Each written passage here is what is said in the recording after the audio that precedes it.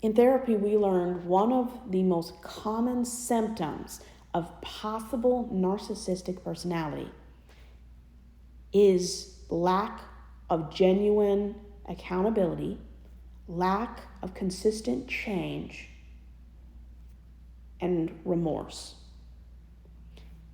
Someone can apologize till they're blue in the face, but if there is no genuine change, consistent change in behavior, then you're looking at a possible narcissist, not a narcissist by default, possibly. Narcissism is a term a lot of people misuse. Narcissism doesn't have to be violent, toxic, or damaging. Sometimes they can just be vacuums within their community.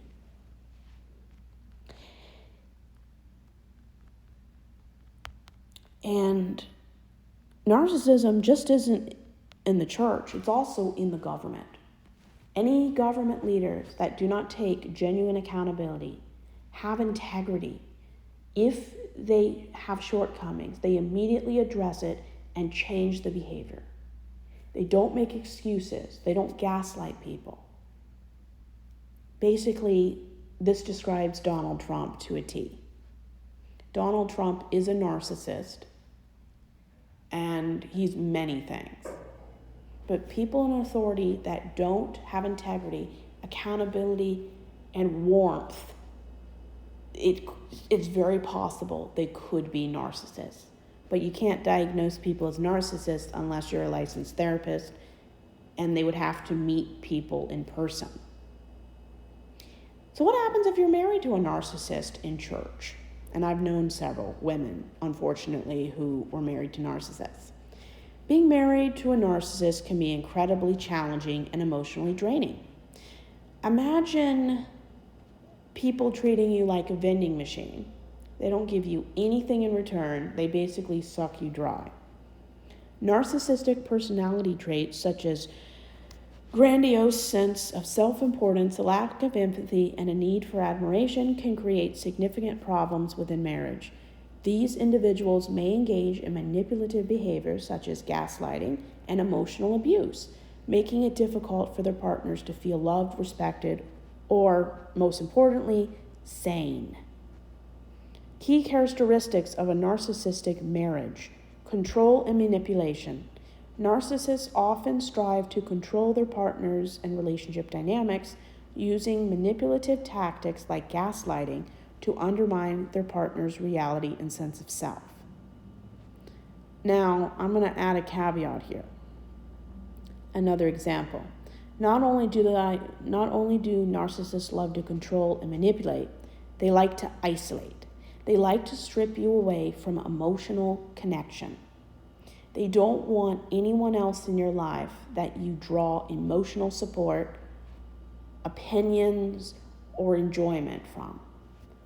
Narcissists love to isolate their victims, whether it's a sexual partner, being a friend, a family member.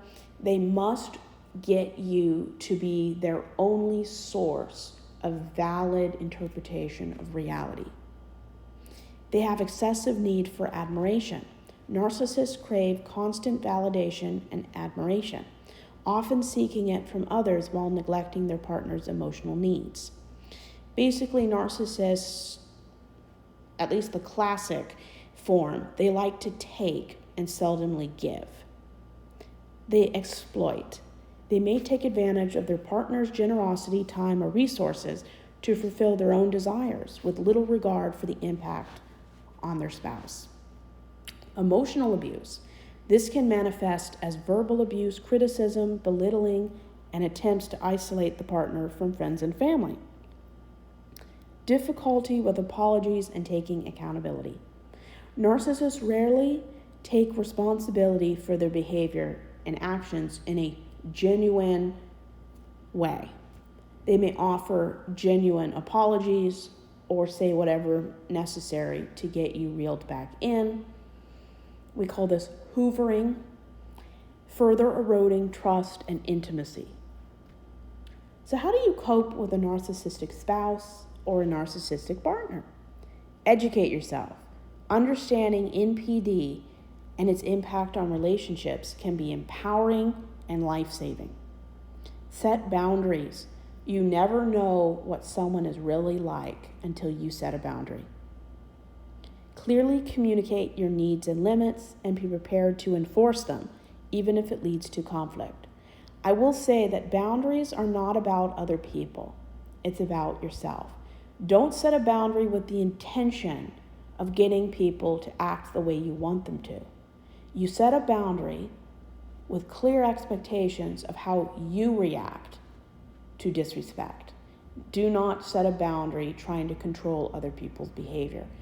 Boundaries are about controlling your behavior, your reaction, and what you allow to be used against you.